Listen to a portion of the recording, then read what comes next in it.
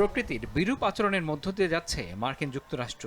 শক্তিশালী টর্নেডোর আঘাতে তছনছ হয়ে গেছে দেশটির মধ্যাঞ্চল।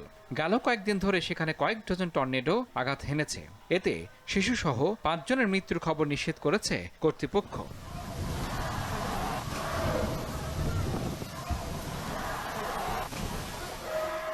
টেক্সাস থেকে মিজুরি পর্যন্ত ঝড় বৃষ্টির খবর নিশ্চিত করেছে স্থানীয় আবহাওয়া অফিস। এর মধ্যে ওকলাহোমা অঙ্গরাজ্য সবচেয়ে বেশি ক্ষতিগ্রস্ত হয়েছে। এখানকার সালফার শহরের ঘরবাড়ি বিধ্বস্ত হয়ে গেছে, উড়িয়ে নিয়ে গেছে অনেক গাড়ি। প্রবল বাতাসে উপড়ে পড়েছে বৈদ্যুতিক খুঁটিসহ গাছপালা।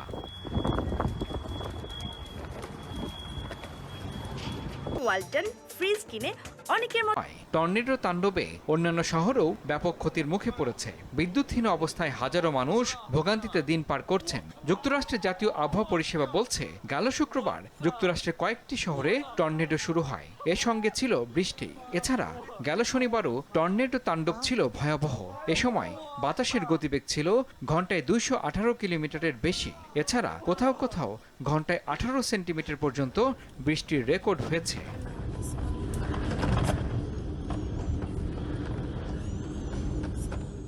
তবে ওকলাহোমার পরিস্থিতিকে সবচেয়ে খারাপ বলে বর্ণনা করেছেন স্থানীয় প্রশাসন। এখানে ৪ জনের মৃত্যুর খবর নিশ্চিত করা হয়েছে। অন্য ব্যক্তি আইওয়া অঙ্গরাজ্যে মারা গেছেন। এছাড়া বিভিন্ন এলাকায় শতাধিক মানুষ হতাহতের খবর পাওয়া গেছে। তাদের স্থানীয় হাসপাতালগুলোতে চিকিৎসা দেওয়া হচ্ছে বলে জানিয়েছে কর্তৃপক্ষ।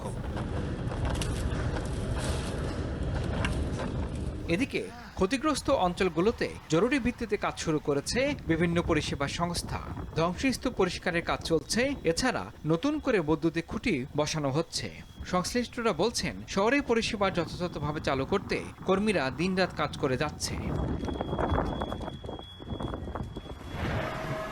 এদিকে ক্ষতিগ্রস্ত এলাকাগুলো পুনরুদ্ধার করা হবে বলে সংবাদ সম্মেলনে জানিয়েছে ওকলাহোমা রাজ্যের প্রতিনিধি পরিষদের স্পিকার চার্লস ম্যাককল। এ সময় তিনি বলেন, আমরা কাজ করছি, আবার সব পরিষ্কার করব, পুনর্নির্মাণ করব এবং এ ক্ষতি ভুলে আমরা এগিয়ে যাব।